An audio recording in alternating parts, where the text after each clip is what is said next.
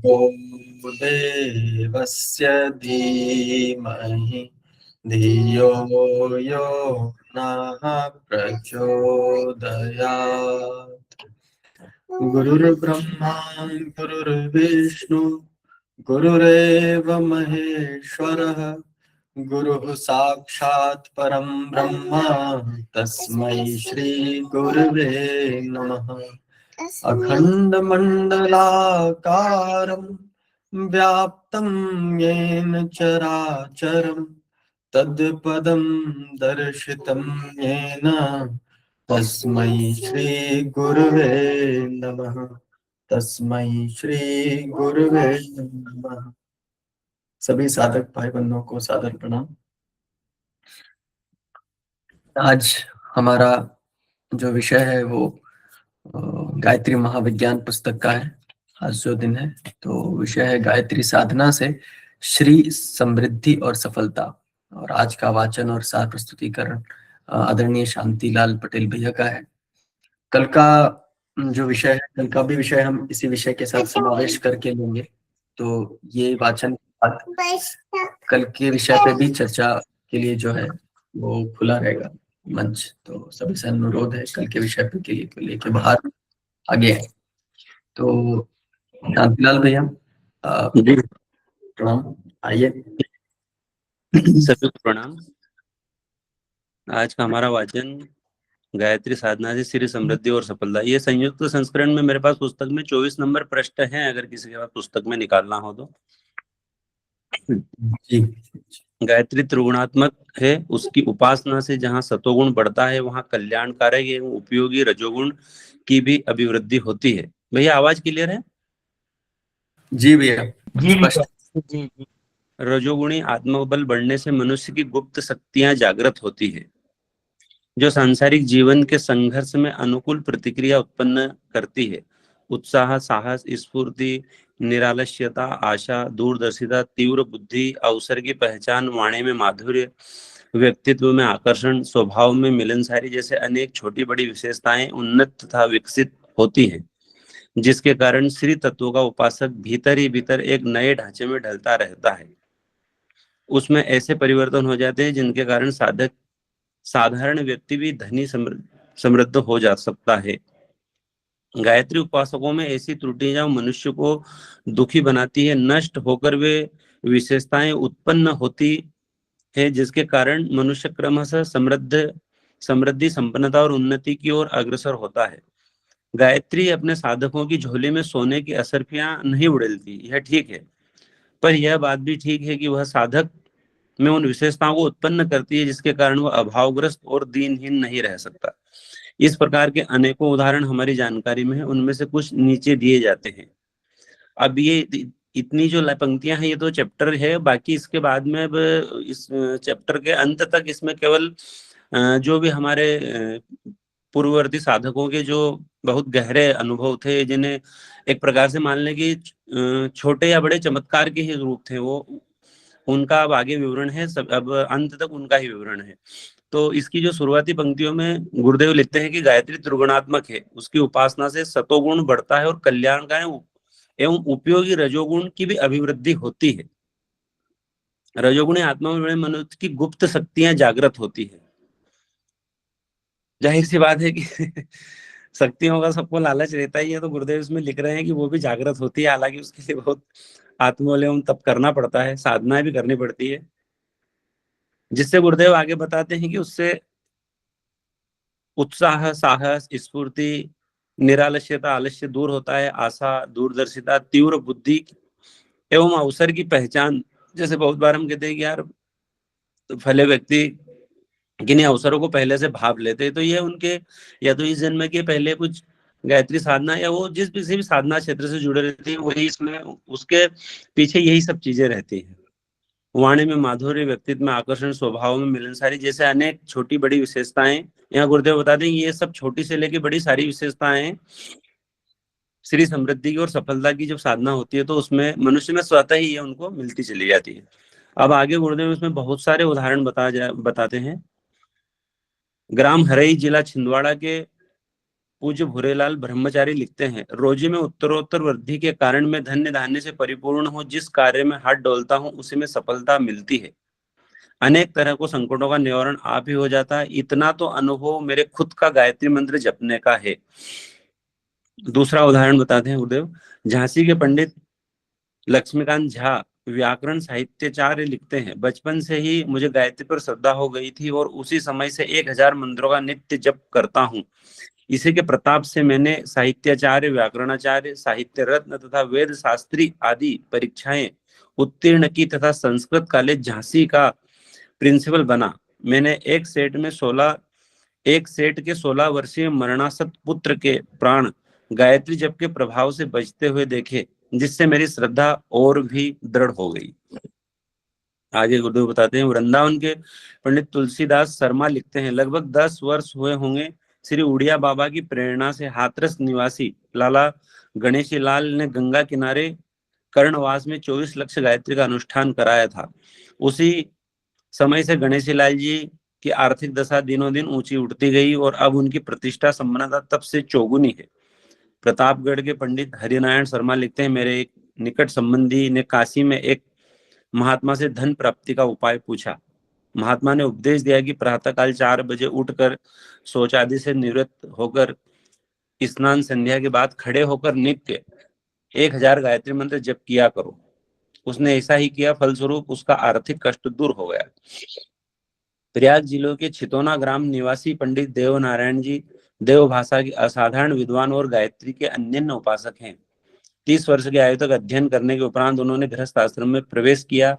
स्त्री बड़ी सुशील एवं पतिभक्त मिली। विवाह के बहुत काल बीत जाने पर भी जब कोई संतान नहीं हुई तो वह अपने आप को बंधुत्व से कलंकित समझकर दुखी रहने लगी।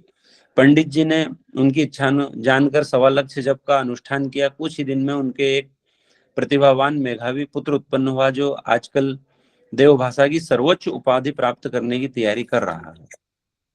प्रयाग के पास जमीनपुर ग्राम में रामनिधि शास्त्री नामक एक विद्वान ब्राह्मण रहते थे। वे अत्यंत निर्धन थे। वह गायत्री साधना में उनकी बड़ी तत्परता थी। एक बार 9 दिन उपवास करके उन्होंने नवाग्रह पुरुषचरण किया। पुरुषचरण के अंतिम दिन अर्धरात्रि को भगवती गायत्री ने बड़े दिव्य स्वरूप में उन्हें दर्शन दिया और कहा, तुम्हारे इस घर में अमुक स्थान पर असभ्यों से भरा घड़ा रखा है, उसे निकालकर अपनी दरिद्रता दूर करो। पंडित जी ने घड़ा निकाला और वे निर्धन से धनपति हो गए। इंदौर निवासी पंडित रक्षपाल जी ने बताया कि एक व्यक्ति अपनी पत्नी के साथ लड़ाई झगड़ा करता रहता था। थोड़े दिन तक गायत्री मंत्र से अभिमंत्रित जल पीने से उसका स्वभाव बदल गया और उन स्त्री पुरुष दोनों में उत्तरोत्तर स्नेह बढ़ता गया। बड़ौदा के वकील रामचंद्र कालीशंकर पाठक आरंभ में 10 रुपए मासिक की एक छोटी सी नौकरी करते थे। उस समय उन्होंने गायत्री प्रशिक्षण किया। तब से उनकी रुचि विद्या अध्ययन में लगी और धीरे धीरे प्रसिद्ध कानूनदा हो गए। उनकी मानसिक आमदनी करीब 500 रुपए तक है। महुआ कठियावाड़ के रणछोड़लाल भाई का कथन है कि एक मनुष्य का लड़का मैट्रिक में 2 बार फेल हो चुका था। अंत में उसने दुखी होकर गायत्री का जप कराया। उस वर्ष उसका लड़का अच्छे नंबरों से पास हुआ। गुजरात के मधुसूदन स्वामी का नाम संन्यास लेने से पहले मायाशंकर दयाशंकर पंड्या था। वे सिद्धपुर में रहते थे। आरंभ में वे 25 मासिक के नौकर थे। उन्होंने हर रोज 1000 गायत्री जब से आरंभ करके 4000 तक बढ़ाया। फलस्वरूप उनकी पदवृत्ति हुई। वे बड़ौदा राज्य रेलवे के असिस्टेंट ट्रैफिक सुपरिटेंडेंट के ओहदे तक पहुंच गए। उस समय उनका वेतन भी 100 रुपए मासिक 300 रुपए मासिक था। उत्तरावस्थाओं में उन्होंने संन्यास ले लिया था। मांडू के उपनिषद का कारिका लिखने वाले विद्वान श्री गौड़पाद का जन्म उनके पिता के उपासक पूर्वक 7 दिन तक गायत्री जप कराने के फलस्वरूप हुआ था। प्रसिद्ध साहित्यकार पंडित द्वारका प्रसाद चतुर्वेदी ने पहले इलाहाबाद से सिविल सर्जन के हैंड क्लर्क थे। उन्होंने वारेन हेस्टिंग का जीवन चरित्र लिखा था, जो राजद्रोहात्मक समझा गया और नौकरी से हाथ धोना पड़ा। कुटुंब और जीविका का साधन न रहा। इस तपस्या के फलस्वरूप उन्होंने पुस्तक का लेखन स्वतंत्र कार्य मिल गया। तब से उन्होंने पर्याप्त अनुष्ठान करने का अपना नियम बनाया और नित्य जप किया करते थे। स्वर्गीय श्री बालकृष्ण भट्ट हिंदी के प्रसिद्ध साहित्यकार थे। वे नित्य गायत्री के 500 मंत्र जपते थे और कहा करते थे कि गायत्री जप करने वाले को कोई कमी नहीं रहती। भट्ट जी सदा विद्या धन जन से भरे पूरे रहे।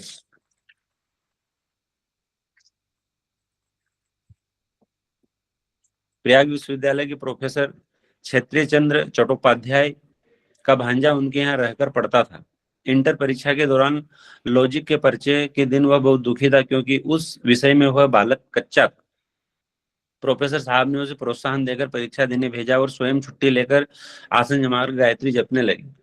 जब बालक लौटा तब बराबर जप करते रहे। बालक ने बताया उसका पर्चा बहुत ही अच्छा हुआ और लिखते समय उसे लगता था मानो कोई उसकी कलम पकड़ कर कोई लिखता चलता है।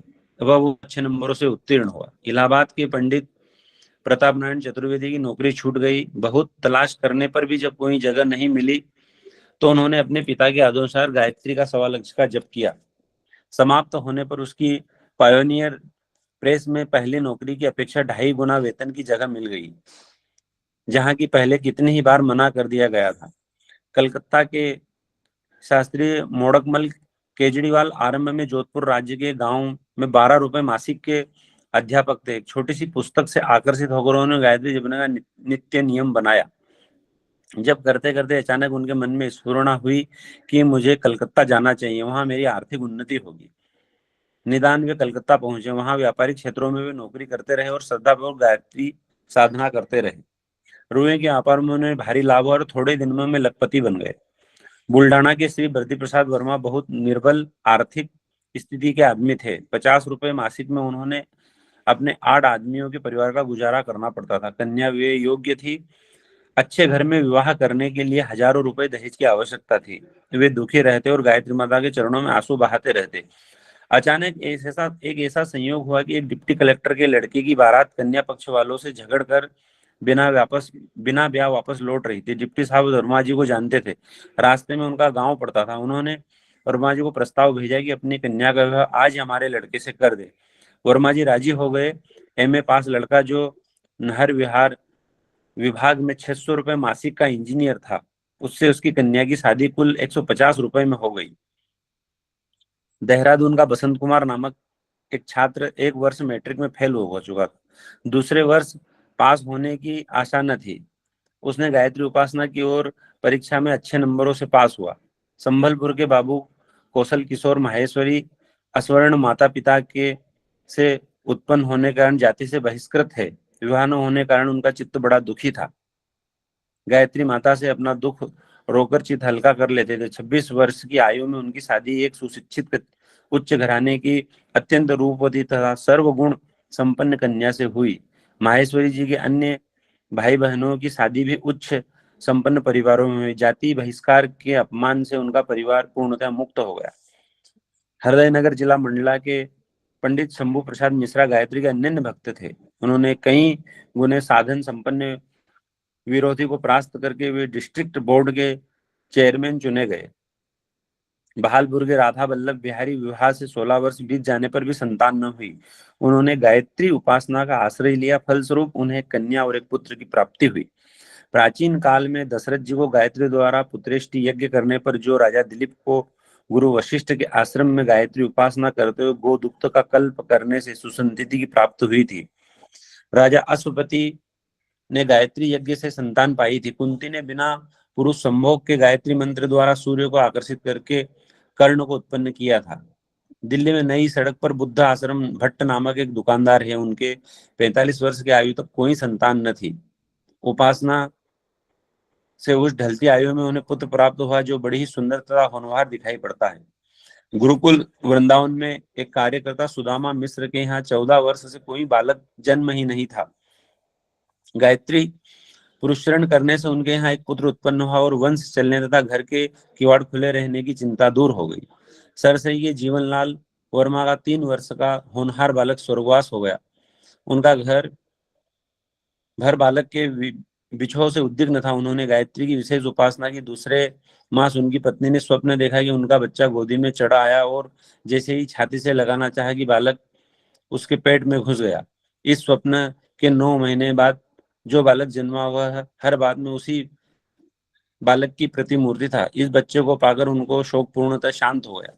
बैजनाथ भाई रामजी भाई लोहार ने कई बार विद्वानों के द्वारा गायत्री अनुष्ठान कराए। उन्हें हर अनुष्ठान में आश्चर्यजनक लाभ हुआ। 6 कन्याओं के बाद उनको पुत्र प्राप्त हुआ। 17 साल पुराना बवासीर अच्छा हुआ और व्यापार में इतना लाभ हुआ कि इससे अच्छा उन्हें पहले कभी नहीं हुआ था। डोरी बाजार के पूज्य मिश्रा जी का कथन है कि हमारे पिताजी देवकी प्रसाद एक गायत्री उपासक महात्मा के शिष्य थे। पिताजी की आर्थिक स्थिति खराब थी। उनको दुखी देखकर महात्मा जी ने उनसे गायत्री उपासना बताई। फलस्वरूप खेती में भारी लाभ होने लगा। छोटी सी खेती की विशुद्ध आमदनी से अब उनकी हालत बहुत अच्छी हो गई और बचत का 20,000 रुपये बैंक में जमा हो गया। गुजरात की ईडर रियासत के निवासी पंडित गौरीशंकर रेवाशंकर याज्ञिक ने 15 वर्ष की आयु में गायत्री उपासना आरंभ कर दी थी और छोटी आयु में ही गायत्री के 24 लाख के 3 पुरस्चरण किए थे। इसके फल से विद्या, ज्ञान तथा शुभ अन्य संस्कारों को इतनी वृद्धि हुई कि वे जहां गए वहीं उनका आदर सम्मान हुआ, सफलता प्राप्त हुई। उनके पूर्वज पूना में एक पाठशाला चलाते थे जिससे विद्यार्थियों को उच्च कोटि की धार्मिक शिक्षा दी जाती थी। गौरी शंकर जी ने उस पाठशाला को अपने घर पर ही चलाना आरंभ कर दिया और विद्यार्थियों को गायत्री उपासना का उपदेश देने लगे। उन्होंने यह नियम बना लिया कि जो असहाय विद्यार्थी अपने भोजन की व्यवस्था स्वयं कर सके उसको 1,000 गायत्री जप प्रतिदिन करने पर पाठशाला की तरफ से ही भोजन मिला करेगा। इसका परिणाम यह हुआ कि पूना के ब्राह्मणों में इसका घराना ग्रह ग्रह के नाम से प्रसिद्ध हो गया, गुरु ग्रह के नाम से प्रसिद्ध हो गया। जबलपुर के राधेश्याम शर्मा के घर में आए दिन बीमारियां सताती थी। उनकी आमदनी का एक बड़ा भाग वैद्य डॉक्टरों के घर चला जाता था। जब से उन्होंने गायत्री उपासना आरंभ की उनके घर की बीमारी पूर्णतः विदा हो गई। सीकर के श्री शिव भगवान जी सोमानी तपेदिक से सख्त बीमार रहते थे। उनके साले मालेगांव के शिवरत्न जी मारू उन्हें गायत्री का मानसिक जप करने की सलाह दी क्योंकि वे अपने पारिवारिक कलह तथा स्त्री की अस्वस्थता से छुटकारा प्राप्त कर चुके थे। सोमानी जी की बीमारी इतनी घातक हो चुकी थी कि डॉक्टर बिल मोरिया जैसे सर्जन को कहना पड़ा कि पसली की 3 हड्डियां निकलवा दी जाए तो ठीक होने की संभावना है, अन्यथा 15 दिन में हालत काबू से बाहर हो जाएंगे। वैसी भयंकर स्थिति में सोमानी जी ने गायत्री माता का आंचल पकड़ा और पूर्ण स्वस्थ होकर अब वे रोहिणीपुर में अपना अच्छा कारोबार कर रहे हैं। श्री गोवर्धन से पीठ शंकराचार्य जी ने अपनी पुस्तक मंत्र शक्ति योग के पृष्ठ 167 पर लिखा है कि राव मामलदार पहाड़पुर कोल्हापुर वाले गायत्री मंत्र के सांप से जहर को उतार देते हैं। रोहड़े निवासी श्री नैनूराम को 20 वर्ष की पुरानी वाद व्याधि थी और बड़ी बड़ी दवाओं का करा लेने पर भी अच्छी न हुई थी। गायत्री उपासना द्वारा उनका रोग पूर्ण अच्छा हो गया। इस प्रकार के अगणित उदाहरण उपलब्ध हो सकते हैं जिनसे गायत्री उपासना द्वारा राजसिक वैभव से साधक लाभान्वित हुए हैं। जी भैया, हमारा वाचन पूर्ण हुआ। जी भैया, बहुत बहुत आभार आपका स्पष्ट वाचन के लिए। विषय एकदम सीधा था भैया। क्या क्या पहले जो है आपने बताया कि पूर्वार्थ में साधकों को क्या क्या लाभ मिले।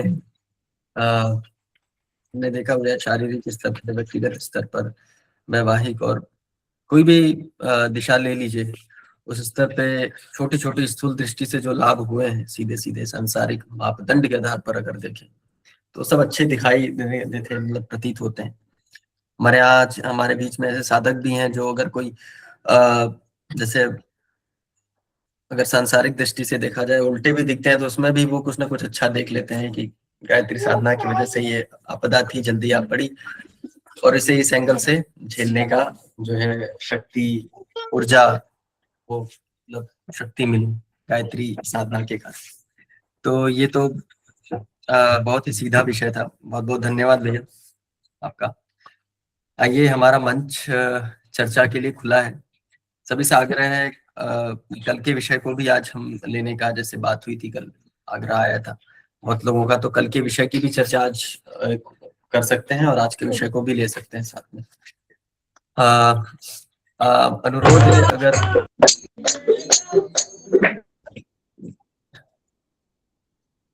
जी बिल्कुल भैया, प्रणाम।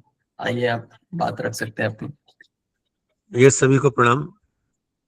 प्रणाम। आज के चैप्टर में एक बात जो मैंने अभी नोटिस करी वो ये कि इसमें जितने उदाहरण दिए उसमें अधिकांशतः में ये देखा गया कि गायत्री मंत्र की जप की संख्या न्यूनतम 1000 प्रतिदिन रही।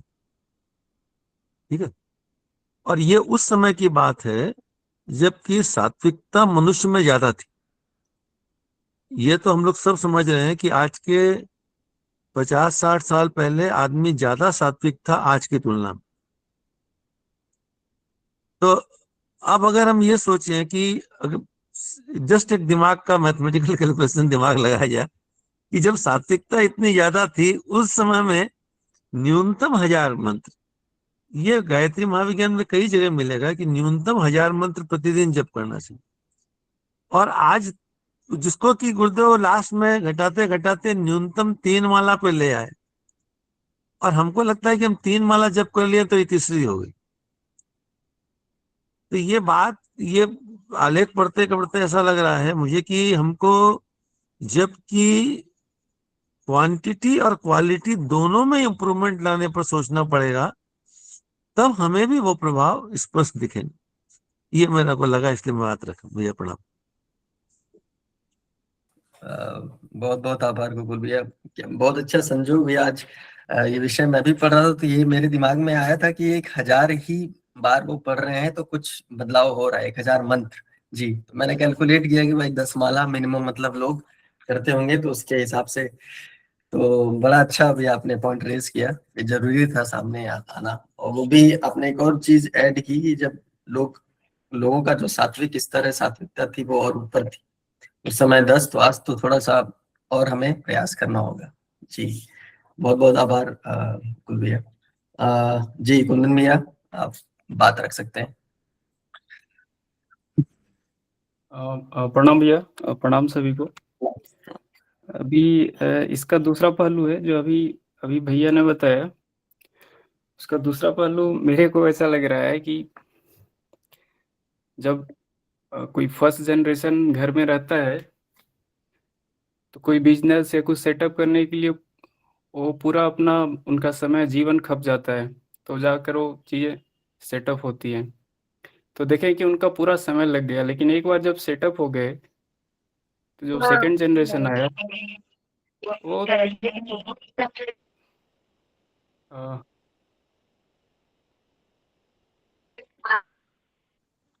मनोरमा दीदी आपका। जी म्यूट कर दिए भैया, क्षमा कीजिएगा। जी कुंदन भैया। तो दूसरे जनरेशन या उसके बाद फर्दर आए तो उनको उतना एफर्ट नहीं डालना रहता है, बस उसको चैनलाइज करते हुए जो एफर्ट चाहिए वो करते हैं और अच्छे से चीज़ें मतलब चलते रहती है। तो कहीं ना कहीं गुरुदेव उस समय जब भैया बता रहे हैं उस समय का रेफरेंस दे रहे हैं, ठीक है, लेकिन उसके बाद गुरुदेव ने ही अपने जीवन काल में ही इतनी कठोर, इतनी बड़ी साधना करके और लगभग सूक्ष्मीकरण का साधना, उसके बाद लगभग सूक्ष्म रूप से चीज़ें काफ़ी सेटल हो रखी थी, तब उन्होंने शायद प्रयाण किया था। तो मेरे को लगता है कि चीज़ें उन्होंने बनाकर चली गई हैं और आजकल इतना ईजी है कि बस उन्होंने बोला तुम इतना कर लो तो उतना में ही काम हो जाएगा। तो वो गुरुदेव का तपोबल है, उसके बल पे मतलब उन्होंने शायद मेरा ये पहलू है। मेरा जिज्ञासा था भैया, इसमें बहुत जगह यूज हुआ है गायत्री के अन्य साधक। तो अन्य साधक किनको समझा जाए? दूसरी कि जैसे अभी जनमानस में जो बहुत सारी कथाएं होती हैं, बृहस्पतिवार, शुक्रवार, तो कहीं ना कहीं उन कथाओं में देखते हैं कि हम अचानक ऐसे ऐसे ऐसे मेथड रहता है और कुछ ऐसा बताया जाता है कि ये काफ़ी परेशान थे, गरीब थे, ये था और उन्होंने ऐसे ऐसे ऐसे किया और अचानक मतलब सारा कुछ हो गया। यहाँ तो एटलीस्ट बैकग्राउंड है हमारे पास साइंटिफिक और वो चीज़, बट वहाँ उनका बैकग्राउंड भी नहीं है, मतलब उसका आधार नहीं है। तो जिसमें इसमें एक प्रसंग आया था कि पुरुषचरण के अंतिम दिन अर्धरात्रि को भगवती गायत्री ने बड़े दिव्य स्वरूप में उन्हें दर्शन दिया और कहा तुम्हारे इस घर में अमुक स्थान पर असरफियों से भरा घड़ा रखा है। तो मेरा कहने का मतलब अक्सर इसी बुक में अक्सर सुनते हैं कि गायत्री से आपको डायरेक्टली मतलब इस ढंग से चीज़ें नहीं मिलती है। वो सद्ज्ञान, सद्बुद्धि और शक्ति इस रूप में मिलेगा जो फर्दर वो कन्वर्ट होता है कहीं न कहीं। तो यहाँ पे ये एग्जाम्पल भी आया है कि वो बस बिल्कुल स्थूल रूप में डायरेक्टली भी चीज़ें मतलब मिली हैं। जी भैया, प्रणाम। जी भैया, बहुत बहुत आभार आपका। बहुत अच्छा प्रश्न गोकुल भैया शायद उत्तर के साथ तैयार हैं। जी भैया। जी भैया, आपने अपने जो बातें रखी 2-3, उसमें एक बात आपने रखी कि सेकंड पीढ़ी को मेहनत कम पड़नी पड़ती है। ये बात ठीक है कुछ हद तक, लेकिन आप ये भी देखिएगा कि सेकंड पीढ़ी जब मेहनत कम करती है तो चौथी पीढ़ी खत्म हो जाती है। ये बात आप देख लीजिएगा। 3 पीढ़ी में कोई, एक पुरानी कहावत है कि 3 पीढ़ी में कोई हाउस बनता है, मतलब कोई एक व्यापारिक संस्थान 3 पीढ़ी में बनती है और 3 पीढ़ी में समाप्त हो जाती है। और जब भी कोई संस्थान अच्छी बनी है तो उसका पहली पीढ़ी बहुत धार्मिक रही थी, इसमें कोई दोहरा नहीं है। ये भी देख लीजिएगा। तो गुरुदेव ने, ऐसा नहीं था कि बाद में इजी कर दिया, ये उनकी मजबूरी थी, उनका दर्द था कि अरे तुम इतना नहीं कर सकते तो कम से कम इतना तो कर लो। अब उतना भी कोई नहीं करे तो फिर कोई क्या कर ले। उन्होंने अपने तप के बल से ये कहा कि तुम इतना तो कर लो न्यूनतम। और ये बात सही है कि कोई व्यक्ति अगर न्यूनतम 3 माला जप करने लगेगा और नियमित करेगा तो वह जप उसको प्रेरित करेगा और आगे जप करने के लिए, और आगे जप प्रेरित करने का उसके लिए प्रेरित करेगा। जहां तक लाभ की बात है तो बुक में जो भी लिखे हैं, गुरुदेव ने लिखा है तो हम उन सबको प्रामाणिक मानते हैं।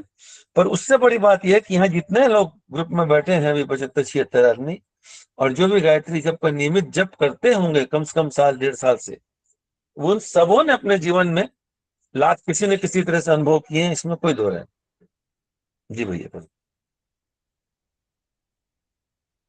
जी गोकुल भैया। धन्यवाद भैया। इसी में एक चीज था, लास्ट में यदि समय अलाउ करता है तो हम ये जानना चाहेंगे कि ये बातें यहाँ पे है जो कहीं ना कहीं मतलब पुरानी हो चुकी हैं, तो अभी इस ग्रुप में ही लाइव एग्जाम्पल्स होंगे जो 1-2 एग्जाम्पल्स सुने जो मतलब रियली इससे पहले और उसके बाद की सिचुएशन में काफी स्टार्क डिफरेंस रहा है। ऐसे एग्जाम्पल यदि समय अलाउ करता है तो प्लीज मतलब शेयर करें। Thank you. जी कुंदन भैया, इस विषय पे हम चर्चा करके आज, मतलब ये ऐसा विषय भैया जिस पे अगर करना है तो फिर अच्छे से विस्तार से कक्षा हो, तो चर्चा करके इस विषय पे हम बात कर लेंगे भैया। इस पे पूरा एक कक्षा ही ले ली जाएगी, ठीक है। तो दूसरा विनायक भैया, जी कुंदन भैया, साधना कभी भी लोगों को बताई नहीं जाती। लाभ है या क्या है वो सभी का आंतरिक होता है, हर व्यक्ति महसूस करता है उसको।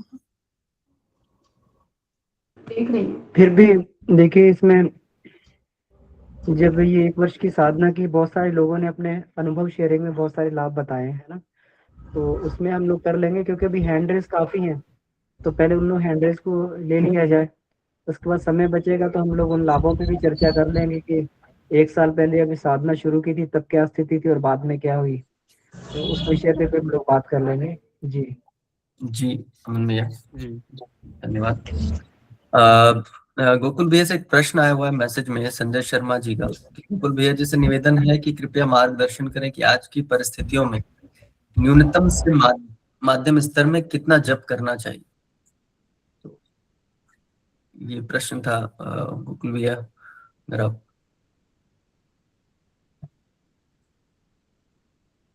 इसका आंसर तो आ ही गया है। जैसे भैया अभी जी गोकुल भैया आप कृपया। जी भैया।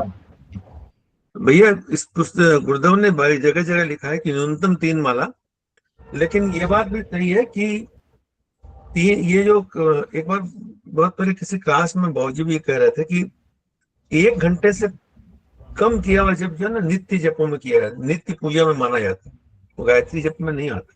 गायत्री की विशिष्ट साधना के लिए 1 घंटा कम से कम जप, यानी फिर वही बात 1000 मंत्रों की आई जाती।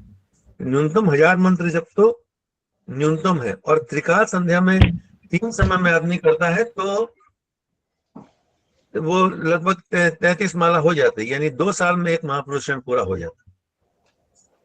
मंत्रों का नियम होता, कहा जाता है कि जितने अक्षर का मंत्र होता है उतने लाख जप उसका होने से एक पुरुषण होता है।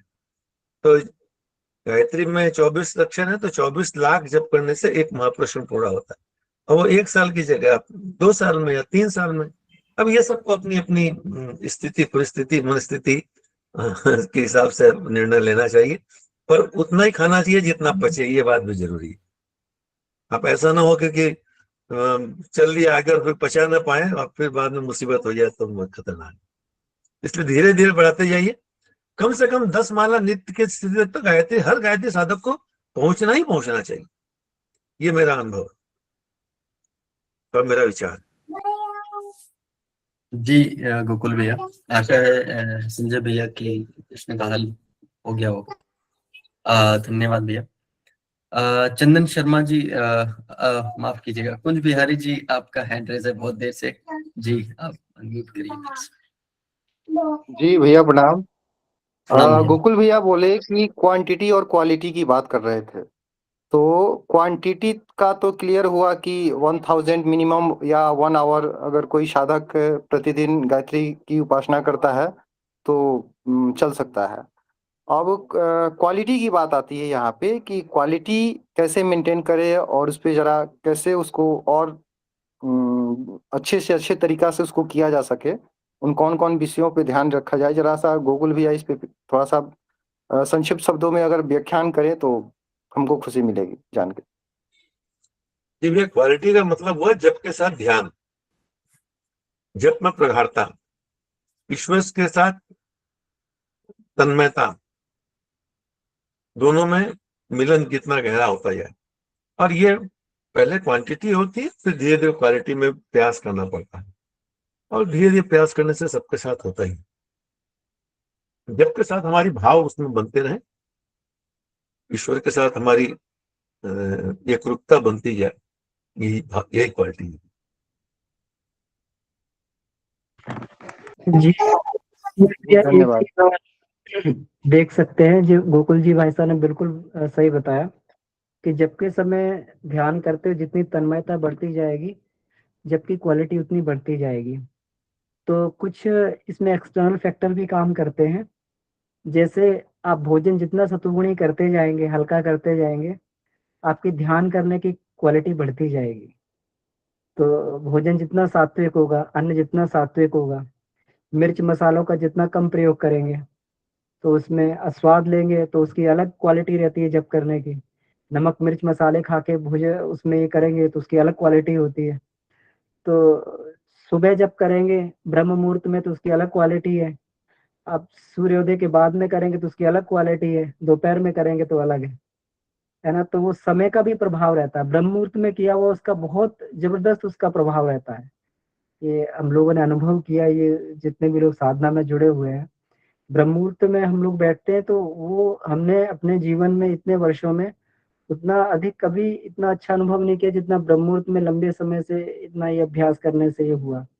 तो ये एक्सटर्नल फैक्टर्स भी होते हैं। फिर उसके बाद वातावरण, किस वातावरण में आप जप कर रहे हैं।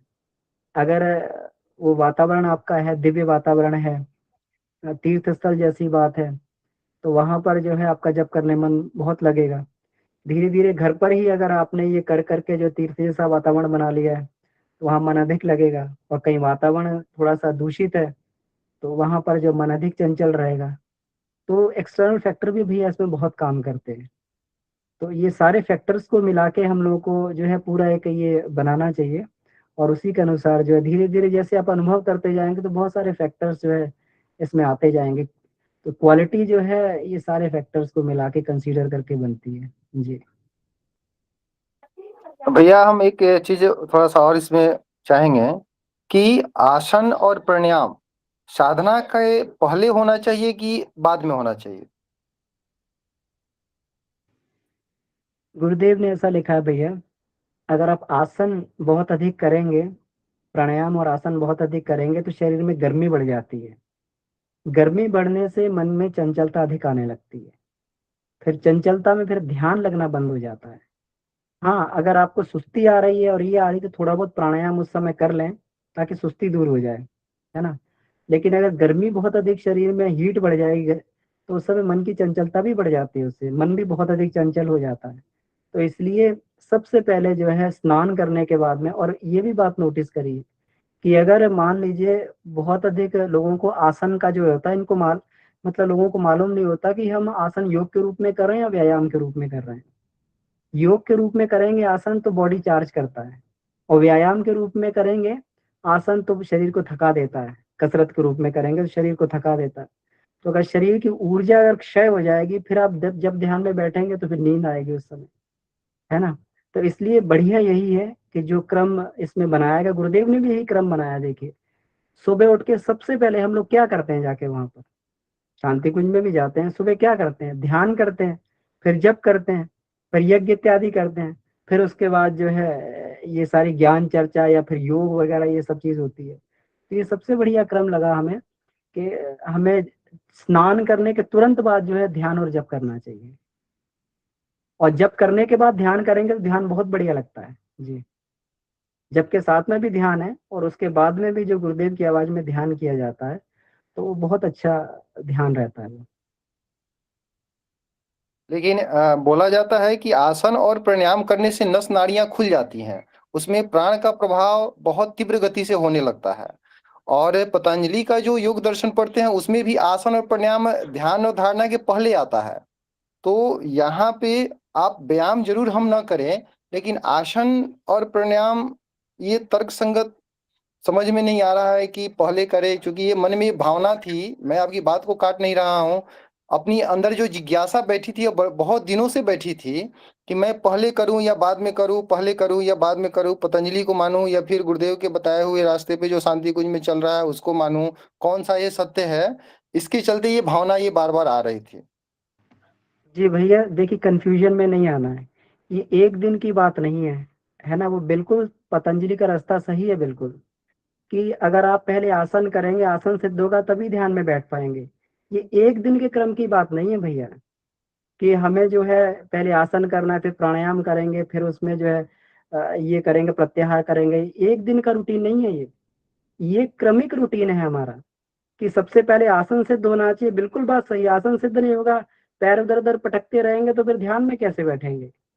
प्राण अगर हमारा क्षय होगा, प्राण अगर कमजोर पड़ जाएगा तो ध्यान कैसे करेंगे, नींद आ जाएगी वहां पर। तो प्राणायाम भी सिद्ध होना चाहिए, है ना। लेकिन ये नहीं है कि ये एक दिन की रूटीन की बात कही है, ये जो क्रमिक रूटीन की बात कही है। सबसे पहले हमारा आसन सिद्ध हो, तो जो इसमें पंचकोश में क्रिया योग दिया गया है ये स्टेप बाय स्टेप है। पहले अन्नमय कोश की साधना करें आप, उसमें बाकी सारे कोशों की साधना इकट्ठी चलती है, लेकिन सबसे पहले एक कोश जो हमारा डोमिनेंट रहता है, उसमें जो कोश, अगर अन्नमय कोश की साधना चल रही तो उस समय अन्नमय कोश में ज्यादा समय लगाया जाता है, आसन में ज्यादा समय लगाया जाता है। तो उस जब आसन हमारा सिद्ध हो जाता है तो फिर उसके बाद अगली बार जो प्राणायाम में अधिक समय लगाया जाता है। जब प्राणायाम हमारा सिद्ध हो जाता है तो ध्यान में अधिक समय लगाया जाता है, बाकी क्रियाएं भी चलती रहती हैं। अब आसन एक बार सिद्ध हो गया तो जो आप आधे घंटे 45 मिनट में 1 घंटे में आसन कर रहे थे और 15 मिनट में कर लेंगे, उतना बेनिफिट आपको 15 मिनट में मिल जाएगा, है ना। तो उसमें जो है तो धीरे धीरे हम स्टेप बाय स्टेप बढ़ते हैं, एक दिन की क्रिया नहीं भैया, ये क्रमिक जो है हमारी यौगिक गति है। ये हम जिस तरीके से चल रहे हैं ये वर्षों की साधना है भैया, है ना। तो कंफ्यूजन की बात नहीं, गुरुदेव ने वही कहा है। हम इसको दिन की है ना देखे कि पहले हम आसन करेंगे, फिर प्राणायाम करेंगे, फिर जो प्रत्याहार, फिर ध्यान करेंगे, फिर ये तो हमें जो है बिल्कुल पतंजलि के पैटर्न से ही चलना है। पहले आसन सिद्ध करना है, आसन सिद्ध करने के लिए हम लोग जो है वही जो गुरुदेव ने वो पैटर्न बताया पूरा, जो है जो हम लोग करते हैं, प्रज्ञा योग करें, फिर ये करें, प्रभावी महाप्रभावी करें, इससे अपने शरीर को फ्लेक्सिबल बनाएं। और फिर प्राणायाम के बाद अपनी नस नाड़ियों को खोलें। गुरुदेव भी कहते हैं कि जब हम ध्यान करते हैं तो तीव्रता से प्रवाह आता है, कमजोर साधक उस प्रवाह को झेल नहीं सकते। जब तक प्राणायाम से नाड़ियां शुद्ध नहीं होंगी तब तक। तो जब प्राणायाम का अभ्यास, और एक एक कोष में 2-2 वर्ष लगाने को गुरुदेव ने कहा है, जब तक सिद्ध ना हो जाए तब तक। तो सारी चीज स्टेप बाय स्टेप है। गुरुदेव ने भी यही कहा है। पंचकोश साधना में देखें, वो भी बिल्कुल इसी तरीके से है। पहले अन्नमय कोश की साधना, फिर प्राणमय की साधना, फिर मनोमय की साधना, फिर विज्ञान में, फिर आनंदमय की साधना। जी भैया। जी बहुत बहुत धन्यवाद आपका भैया। जी भैया, यहाँ एक बात मैं ऐड करना चाहूंगा कि ये हर व्यक्ति की अपनी अपनी स्थिति या परिस्थिति पे भी निर्भर करता है। मैं अपना अनुभव अगर कहूँ तो चूंकि मैं कलकत्ता में रहता हूँ और यहाँ पर ह्यूमिडिटी बहुत ज्यादा रहती है, तो जब मैं अपना पूजा का क्रम करने के बाद जब आसन करने की सोचता था, और दूसरा मुझे उसमें ऑफिस की भी बहुत हड़बड़ रहती थी, तो अक्सर ये होता था कि वो आसन छूट जाता था और फिर पसीना इतना हो जाता था कि फिर वापस नहाना करना ये मुश्किल होती थी। तो मेरी परिस्थिति, यहाँ की स्थिति परिस्थिति के कारण मैंने जब ये देखा कि अगर मैं पहले कर लेता हूँ आसन और फिर मैं नहा करके सीधा पूजा में बैठता हूँ तो मेरे लिए ज्यादा कंफर्टेबल होता है। तो ये हर व्यक्ति की अपनी स्थितियों के ऊपर भी निर्भर करता है, इसके लिए कोई नियम नहीं बनाया जाता। लेकिन वही जब मैं बाहर कहीं जाता हूँ या कहीं शिविर भी ऑर्गेनाइज करने होते हैं तो वहाँ बिल्कुल अलग बात होती है। वहाँ स्नान ध्यान करके सब लोग अपनी जगह पे आ जाते हैं, फिर वहाँ पे ध्यान के बाद ही हम आसन कराते हैं, क्योंकि वहाँ पे उनको आगे के रूटीन हमको उसके हिसाब से ही करना है। तो ये आपकी अपनी क्या रूटीन है वो ज्यादा महत्वपूर्ण होती है, उसके हिसाब से आपको निर्णय लेना चाहिए और प्रयोग कर करके देखना चाहिए, जिसमें लाभ अच्छा हो वो कर लेना चाहिए। जी मेरे साथ भी यही भावना है कि जब मैं ध्यान प्राणायाम के बाद में ध्यान करता हूँ तो उसकी मनोभूमि कुछ अलग बनती है और उसकी कुछ लाभ भी हमको कुछ अलग दिखते हैं। और जब ध्यान के जप के बाद में प्राणायाम करता हूँ तो उतना लाभ मुझे मिलता नहीं, उतना चित्त मेरा स्थिर रहता नहीं है। इसलिए ये प्रश्न मेरे अंदर से आया। हाँ, तो अपनी अपनी सुविधा के हिसाब से करना चाहिए। मैं तो सुबह बिस्तर पर उठते ही पहले ध्यान कर लेता हूँ, उसके बाद में बाकी सब काम करते हैं। तो ये सबके अपने अपने तरीके हो सकते हैं, इस पर हमको ज्यादा चर्चा नहीं करनी चाहिए, विषय पे बात आनी चाहिए। धन्यवाद। जी धन्यवाद। जी भैया, बहुत बहुत आभार। बहुत सुंदर चर्चा भैया। यही आग्रह है भैया कि हम विषय को ध्यान रखते हुए, कुछ व्यक्तिगत स्तर के प्रश्न हैं तो हम पर्सनल कॉल ले लें, बात कर लें भैया, विषय से विषयांतर ना जाए, ये ध्यान रहे। तो जी चंदन भैया, आपका हैंड रेज है, आप बात रख सकते हैं।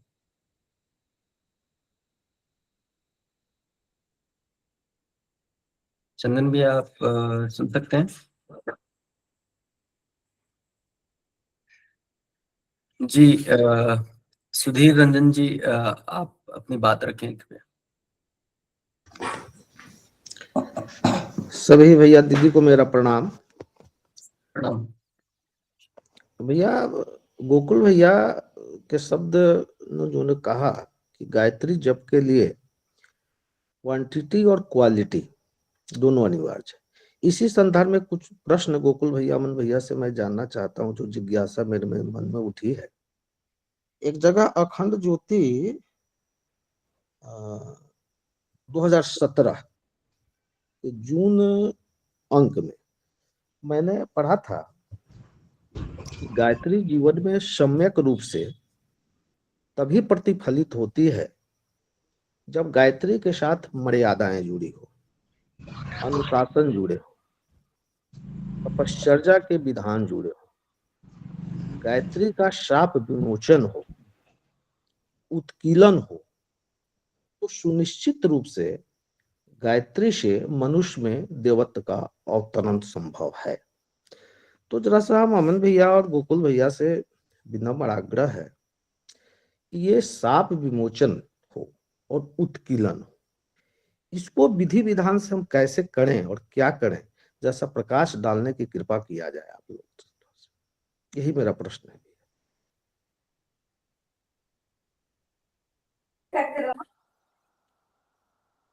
भैया स्पष्ट है मेरी आवाज? जी भैया, आवाज स्पष्ट आई है आपकी। तो आग्रह है अमन भैया या आप लोगों में से कोई उत्तर देने की स्थिति में हो तो जी।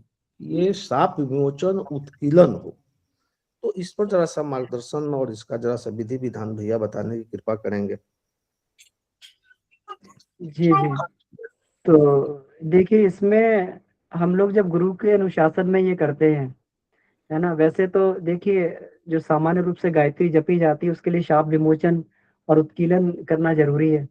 और शाप हम लोग समझते ही हैं, जो उसमें 2 वशिष्ठ और विश्वामित्र जी का शाप उसमें ये है कि जो व्यक्ति जो है 1.25 करोड़ गायत्री जप कर लेगा उसके बाद उसकी गायत्री फलीभूत होगी, है ना, इतने से कम में गायत्री फलीभूत नहीं होगी।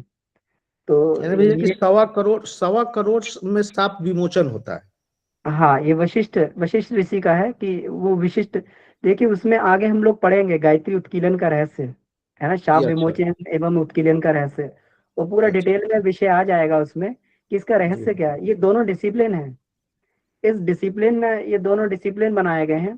तो वशिष्ठ जी का डिसिप्लिन ये है कि इसमें जो 1.25 करोड़ ये कर लेगा, मतलब 1.25 करोड़ करने पर व्यक्ति की चेतना के विशिष्ट स्तर पे पहुंच जाती है ना, जी, अच्छा तो उसको वशिष्ठ बोला जाता है। और जो है विश्वामित्र, जो इस तपश्चर्या को फिर विश्व के कल्याण के लिए खर्च करता है, विश्व अपने कल्याण के नहीं, विश्व के कल्याण के लिए खर्च करता है, तो विश्वामित्र का शाप विमोचन हो गया। तो गुरु कम से कम इस स्तर का होना चाहिए, वशिष्ठ और विश्वामित्र स्तर का होना चाहिए। तो हमारे गुरु के अंदर जो है ये दोनों क्वालिटी, उन्होंने इसको दोनों क्राइटेरिया को क्वालिफाई किया। तो जब दोनों क्राइटेरिया को क्वालिफाई किया तो गुरु के अनुशासन में, अपने गुरु के अनुशासन में जब हम लोग ये करते हैं तो फिर हमें बहुत अधिक उसमें जो है शाप विमोचन, उत्कीलन और इसका जो ये करते हैं हम लोग, तो हमें ये बहुत ज्यादा ये आवश्यकता नहीं पड़ती। जो उन्होंने डिसिप्लिन बताया उन्हीं के अनुशासन में, है ना, नहीं तो फिर जो है अगर उनके अनुशासन में नहीं कर रहे, और वैसे तो उन्होंने गायत्री को इतना यूनिवर्सल बना दिया है कि अब कोई भी एक मंत्र भी गायत्री जपेगा तो उसको उसका फल मिलेगा। ये पहले संभव नहीं था लेकिन अब संभव है, क्योंकि उन्होंने उसको सूक्ष्म रूप से उस सिद्धांत को जो है सूक्ष्म उसमें स्थापित कर दिया, यूनिवर्स में स्थापित कर दिया। तो अब जो है कोई भी गायत्री करे तो उसको उतना ही लाभ मिलेगा। इसलिए हमें जो है बहुत अधिक शाप विमोचन उत्कीलन के इसमें नहीं पढ़ना चाहिए, और सामान्य रूप से जिस तरीके से गुरुदेव ने गायत्री जप के लिए बताया हमें करना चाहिए तो उसका पूरा लाभ मिलता है। जी जी भैया, यहाँ एक चीज एडिट करना चाहूंगा कि ये बात सही है कि किसी के पास में बहुत धन हो तो उसको बहुत उसके लिए सुरक्षा की व्यवस्था करनी चाहिए, बैंक में लॉकर में भी रखना चाहिए, सिक्योरिटी गार्ड भी लगाया जा सकता है, पर धन तो हो, जी धन तो हो। 3 माला तो हमसे जपी नहीं जाती है, 10 माला हमसे जपी नहीं जाती है, तो हम कहाँ अभी सात मोचन के चक्कर में पड़े। लेकिन ये बात सही है, गुरुदेव ने, आप इसमें गायत्री महाविज्ञान में देखिएगा पेज नंबर 251 के अंदर में ये सापोद्धार के मंत्र भी लिखे हैं। पर आगे अगर आप उसमें अगर आगे जाएंगे ज्यादा, जब आप कोई महापुरुष जैसे स्थिति में, तो आपको जैसे गाड़ी चलाते हैं ना तो गियर खुद मांग लेता है, वैसे एक समय ऐसा आ सकता है कि आपको खुद को आवश्यकता महसूस हो रही है कि ये हमको करना चाहिए। और वो कब महसूस होगी? ये 3 उसमें दिए गए हैं, ब्रह्म साप विमोचन, विश्व में वशिष्ठ साप विमोचन और विश्वमित्र साप विमोचन।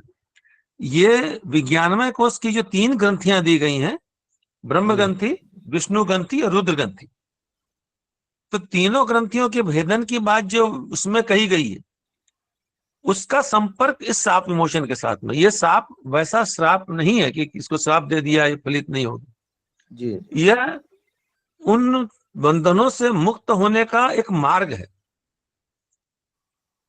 तो पहले हम उस जगह तक तो पहुंचे, बाद में आवश्यकता तो मुद्रा की भी है। मुद्रा के अंदर में भी ये लिखा है कि चतुर्विंशति मां मुद्रा गायत्री सुप्रतिष्ठिता एता मुद्रा ने जानती गायत्री निष्फला भवे। जो मुद्रा नहीं जानता उससे गायत्री निष्फलित हो जाती है। और जो भी लोग भी शास्त्रोक्त ढंग से जब करते रहे होंगे तो आप देखेंगे कि वो मुद्रा बराबर करते हैं। लेकिन गुरुदेव ने ये कहा कि जो भी अमन भैया ने कहा कि आप उनके अनुशासन में कर रहे हैं तो इसकी आवश्यकता नहीं। इसकी आवश्यकता कब होगी? जब वो महसूस करेंगे कि आपको इसकी आवश्यकता है, तो आपको स्वयं अंतर प्रेरणा होगी कि मुझे ये करना चाहिए, तब करिएगा। अभी तो कम से कम 10 माला रोज की स्थिति तक तो आए, पहले उसके साथ में बाकी चीजें तो हम बोले नियम तो हमारा उसके साथ सद ले, तब तो फिर आगे की बात करेंगे, ऐसा मुझे लगता है। जी भैया संतुष्ट हुआ भैया, और अनुकरणीय है आपकी बातें भैया, बहुत खूब भैया, बहुत खूब। बहुत बहुत आभार गोकुल भैया, अमन भैया, स्पष्टीकरण के लिए। जी, एक प्रश्न आया हुआ था, उसके बाद प्रेमलता दीदी आपके यहाँ आते हैं। गोकुल भैया से एक प्रश्न आदरणीय रमेंद्र पाल सिंह जी पूछ रहे हैं कि सेकंड पीढ़ी पर आपदा है तो थर्ड जनरेशन कैसे खत्म होगी, किस कर्म के आधार पर? रमेंद्र जी, आपसे अनुरोध है, अगर अपने प्रश्न को और स्पष्ट रूप से आप कह सकते हैं तो कृपया अपने आप को अनम्यूट करके, बिकॉज मैसेज में ये क्लियर नहीं हो रहा है भैया। जी, रमेंद्र पाल सिंह जी।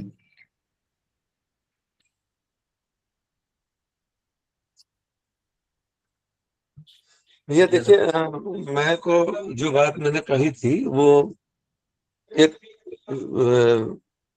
व्यापार जगत में बहुत कॉमन बात ये कही जाती है कि धर्म की जड़ें हरी होती। ये हमारे जिनके पास मैंने काम सीखा वो मुझे कहते थे कि धर्म की जड़ें हरी होती है। और उन्होंने ये बताया कि जब कोई व्यक्ति किसी परिवार में बहुत धार्मिक होता है तो उसकी 3 पीढ़ी तक उसके तप से तर जाती है। ये बात मैंने कही थी। और उसमें पहले जो बात थी उसमें था कि लेकिन तीसरी पीढ़ी के बाद में, चूंकि पहली पीढ़ी ने जितना कष्ट किया है दूसरी पीढ़ी ने कष्ट नहीं किया, पर उसने कष्ट को देखा, उसने अपने पिता को कष्ट करते हुए देखा है, इसीलिए वह उस कष्ट को उसके दिमाग में रहता है और वो अनावश्यक खर्च नहीं करता है। पर तीसरी पीढ़ी ने वो कष्ट भी नहीं देखा, अनुभव की तो बात छोड़िए, किया भी नहीं है, तो वो बहुत ज्यादा संभावना रहती है, इसका हार्ड एंड फास्ट रूल नहीं है, पर बहुत संभावना रहती है कि वो ज्यादा खर्चीली हो जाती है, पैसे के प्रति वो नहीं रहती है। तो चौथी पीढ़ी आते आते रिटर्न माइनस की तरफ शुरू हो जाता है। अब इसमें अगर कोई पहली पीढ़ी संस्कारवान हो, दूसरी पीढ़ी संस्कार को मेंटेन करे, तीसरी पीढ़ी संस्कार को मेंटेन करे, तो ये बात बिल्कुल अलग है। घनश्याम दास बिरला का एक पत्र सोशल मीडिया में बहुत ज्यादा है, आपको कभी मिला होगा, देखिएगा। वो बसंत कुमार बिरला को कहते हैं, लिखते हैं कि तुम इस धन के ट्रस्टी हो, ये धन तुम्हारा नहीं है। ये सोचिए, बिरला जी, घनश्याम दास बिरला की सोच ये थी कि वो कहते थे कि तुम इस धन, ये धन हमारा नहीं है, ये ट्रस्टी हो। जिसने खड़ा किया वो कहता है कि हम इसके ट्रस्टी हैं, ये हमारा नहीं है। और बाद की पीढ़ी कहती है ये तो हमारा है, इसमें क्या बात है, ये अंतर हो जाता। तो मैं उस जगह से इस बात को कह रहा था कि पहली पीढ़ी, दूसरी पीढ़ी, तीसरी पीढ़ी में आते आते ये भेद आ ही जाता है। इसीलिए अक्सर देखा जाता है कि तीसरी पीढ़ी के बाद में तो डिमिनिशिंग से होता है। बात इस धन की नहीं थी, हमारी बात चल रही थी गुरुदेव के इसके ऊपर में। तो वहां हमने कहा था कि गुरुदेव ने बड़ी पीड़ा में ये बात कहा कि तुम न्यूनतम इतना तो कर लो। न्यूनतम कहा, आप गायत्री पंचकोशी साधना में देखिए, उसमें लिखा न्यूनतम 1 दिन का अस्वाद व्रत की बात कही है। मेरे को लगता नहीं है कि 20% लोग भी हफ्ता में 1 दिन का अस्वाद व्रत करते हों। वो तो न्यूनतम की बात कहें। न्यूनतम का मतलब पास हो जाना नहीं होता, वो ग्रेस मार्क से पास करने की बात कर रहे हैं अभी तो आप। मेरी बात उस जगह पे थी कि उस पीड़ा को समझिए जो गुरुदेव के अंदर का दर्द था, जो कि उन्होंने अपने गीत में कहा है कि कहीं न ऐसा हो पछताऊं क्यों कर कमल खिलाए। ये गीत है, मैंने जीवन त्याग तितिक्षा तप में सतत गंवाया, तब जीवन के ब्रह्म कमल को पूरी तरह खिलाया। उस गीत को सुनिएगा तब गुरुदेव का दर्द समझ में आएगा भाई। प्रणाम। जी गोकुल भैया, बहुत ही सुंदर भैया। आशा है रमेंद्र पाल भाई जी का हल हो गया होगा। उनके प्रश्न को बहुत बहुत आभार कि उसी कारण हमें ये सुनने को और मिला एक बार फिर से आपसे। तो धन्यवाद रमेंद्र पाल जी भाई साहब, और गोकुल भैया आपका बहुत बहुत आभार। प्रेमलता दीदी जी, आप अपनी बात रख सकती हैं। जी भैया, सभी भाई बहनों को सादर प्रणाम। भैया मैं प्रणाम। पूछना चाहती थी विनियोग से जुड़ी हुई कुछ बातें, कि कहते हैं कि विनियोग बगैर विनियोग किए हुए गायत्री मंत्र जप नहीं करना चाहिए, और जो विनियोग नहीं करे तो उसको कितना लाभ मिलेगा गायत्री मंत्र जप करने से। ये उसके बारे में कुछ थोड़ा दीदी बताइए जी, मार्गदर्शन दीजिए विनियोग के बारे में। मैं फिर से वही कहूंगा दीदी कि अगर हम विषय से विषयांतर हो रहे हो तो इस प्रश्न को व्यक्तिगत स्तर पे ही रख लिया जाए। बाकी अगर अभी जैसे अमन भैया अगर स्थिति में है, प्रश्न ले सकते हैं इसका तो अभी ले लें, अदरवाइज ये प्रयास कीजिए दीदी कि व्यक्तिगत स्तर का प्रश्न अगर हम रख सके तो भैया को कॉल करके ही पूछ लें ऐसा। जी जी जी जी भैया, जरूर जरूर। जी जी वीरेंद्र जी भाई साहब का हैंड रेज है तो धन्यवाद दीदी। जी जी वीरेंद्र जी, बाबूजी आप प्रणाम, आप अपनी बात रख सकते हैं। जी भैया सभी साथियों को प्रणाम, सभी बहन भाइयों को प्रणाम। भैया मैं गोकुल भैया की बात से बिल्कुल सहमत हूँ। जो गोकुल भैया ने बात कही थी ना कि पहली वो एक्चुअली आर्थिक क्षेत्र की बात है। मेरे फादर भी इस बात को कहा करते थे, इसलिए मुझे मेरा कहने का मन बना। मैंने अपने पिताजी के मुंह से कई बार ये बात सुनी थी कि अगर एक व्यक्ति कोई पैसा कमाता है, पहली पीढ़ी पैसा कमा के इकट्ठा खूब सारा ढेर लगाती है, दूसरी पीढ़ी उसका भरपूर एंजॉय करती है और तीसरी में वो डैमेज हो जाता है। तो भैया यार हवा में कहीं बात नहीं है, ऐसे बहुत सारे उदाहरण हमने समाज में देखे भी हैं और ये फैक्ट है बिल्कुल। तो एक तो मुझे गोकुल भैया की बात का समर्थन करना था, सच्चाई थी। हमारे पिता भी इस बात को अक्सर कहा करते, हम छोटे थे। और दूसरी बात भी है, मैं भी ये कहना चाहूंगा कि हम बहुत ज्यादा नियम कानूनों में फंस जाते हैं। ये बात सही कह रहे हैं गोकुल भैया की, अभी हम 10 4 5 माला हमसे बन नहीं पाती हैं और हम ज्यादा बारीकी में चले जाते हैं। मतलब मैंने भी देखा, मैंने महसूस भी किया है कि, और ये बात बिल्कुल सटीक है कि अगर हमारी गाड़ी की स्पीड बढ़ती है तो गियर अपने आप मांग लेती है। बहुत ज्यादा प्रश्न हमारे इसलिए उठ जाते हैं कि सच में हम प्रॉपर वे में आगे नहीं बढ़ रहे होते। अगर प्रॉपर चैनल से हम आगे बढ़ रहे हो तो शायद बहुत ज्यादा प्रश्न भी नहीं उठते और बहुत सारी चीजें स्वतः ही क्लियर होती चली जाती हैं, स्वतः ही। लेकिन हम गलती क्या करते हैं कि हम मेन चैनल को छोड़ देते हैं, बाकी साइड के चैनल को भागे फिरते रहते हैं। ये मैं अक्सर देखता हूँ क्लास में भी और पर्सनली लोगों को देखते हैं। हम भी खुद एक गलती किया करते थे। लेकिन अगर हम, गुरुदेव ने इतना कुछ बता दिया है, इतना कुछ बता दिया है, लेकिन चलने का प्रयास तो करें। जब चलेंगे तो भैया बहुत सारे, मेरा अपना खुद का अनुभव, बहुत सारे प्रश्नों के जवाब खुद ही मिल जाते हैं। अभी जैसे अभी आप भैया की बिल्कुल बात सही की, अभी सुनो प्लीज, अभी भैया की बात की कि नहाने के बाद योग करने के बाद में ध्यान करें या पहले करें। सच्चाई ये है कि पता नहीं, मेरे कुछ काफी लक्षण गोकुल भैया से मिलते हैं। मेरा भी अनुभव रहा है कि एक्सरसाइज करने के बाद में मैं नहा के फिर ध्यान किया करता था, लेकिन उसमें भी अच्छा मन लगता था। लेकिन अब पिछले में कुछ समय से अमन भैया के साथ मॉर्निंग में जुड़ा हूँ तो अभी ठीक है, और भी अच्छा लगता है।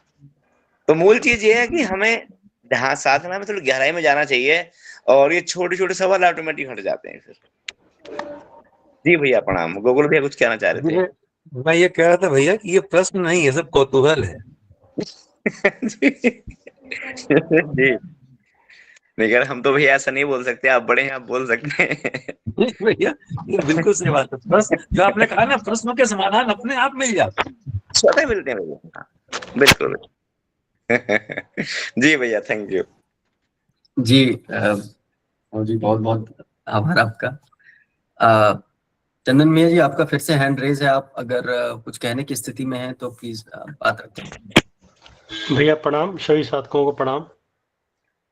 भैया अभी तक जो चर्चा चल रही थी कि कभी हम जप करते हैं 3 माला, कभी 1 माला, कभी होता है कभी नहीं होता है। तो हमने तो देखा कि 15-20 साल में कि जब तक श्रद्धा में परिपक्वता नहीं आता है तो जप चलता नहीं है। यदि रुक जाए तो रुकने का मतलब है कि हमने अपने अंदर जो कुछ भी शक्ति मिला, हम ज़्यादा दिखावा किए तो भी रुकता है। या जो ऐसे बोल सकते हैं कि साधना के बाद कोई अपराध हो जाए, गलती हो जाए, कि हम जैसे अभी क्वेश्चन पूछ रहे थे तो ठीक है, क्लास चल रहा है, लेकिन परिवारजनों को यार बाहर कहीं जाके ज़्यादा दिखावा करते, मैं गायत्री परिवार का हूँ, मैंने इतना जप किया, मैं हम जप करके यहाँ तक पहुँच गया, ये कर सकता हूँ। तो वो दिखावा करने से साधना रुकता है। तो इसलिए गुरुदेव से कृपा किया जाए कि हे गुरुदेव, हमें ऐसा शक्ति दो कि हम एकदम शांत भाव से निरंतर जप करें। ये भाव गुरुदेव से ही मांग सकते हैं और गायत्री माता ही दे सकती है, और किसी के पास समर्थ नहीं है तो ही हमारा साधना चलेगा। और दूसरा तो कोई रास्ता दिखता नहीं है। और जितना भी गुरुदेव ने साहित्य लिखा है सब में यही है कि हम अपने मनोबल को बढ़ाने के बाद जो ज्यादा दिखावा नहीं करना है। तो हमारा एक 11 माला कंटिन्यू चलेगा, 21 माला कंटिन्यू चलेगा, रुकेगा नहीं। इस पर क्या आप लोग का विश्वास है? भाई साहब बताएं। जी भैया, आप कुछ कह रहे हैं? जी भैया, मैं ये कह रहा था कि समय हो गया है, तो मुझे लगता है इस पे फिर ये चर्चा का विषय है थोड़ा सा, तो इसको हम लोग कल पुनः ले सकते हैं जी। तो कल भी गायत्री महाविज्ञान का ही विषय चलेगा जी। जी जी हम तो सुनील भैया, आपका ये प्रश्न आपसे आग्रह है कि आप नोट करके रखें और कल के चर्चा में अवश्य रखें। सबसे पहले आपका इस प्रश्न से ही हम आरंभ कर सकते हैं कल का जो चर्चा का सत्र रहेगा। तो आइए भैया, आज का समापन करेंगे। आदरणीय शांतिलाल भैया का बहुत बहुत आभार और सार प्रस्तुतिकरण के लिए, और सभी का बहुत बहुत आभार कि आप लोगों ने कक्षा को जीवंत जो बनाने का प्रयास रखा है, लगातार देख रहा है। ये बहुत बहुत आभार है आप सभी साधक जनों का। ये शांति मंत्र के साथ ओम शांति शांति शांति। सभी साधक भाई बंधुओं को सादर प्रणाम। बहुत बहुत आभार। सभी साधकों को प्रणाम। सभी बहन भाइयों को प्रणाम। भैया, सभी को प्रणाम। पवन भैया प्रणाम। भैया, सभी भैया को प्रणाम। प्रणाम भैया, सभी को प्रणाम। प्रणाम भैया, सभी को प्रणाम।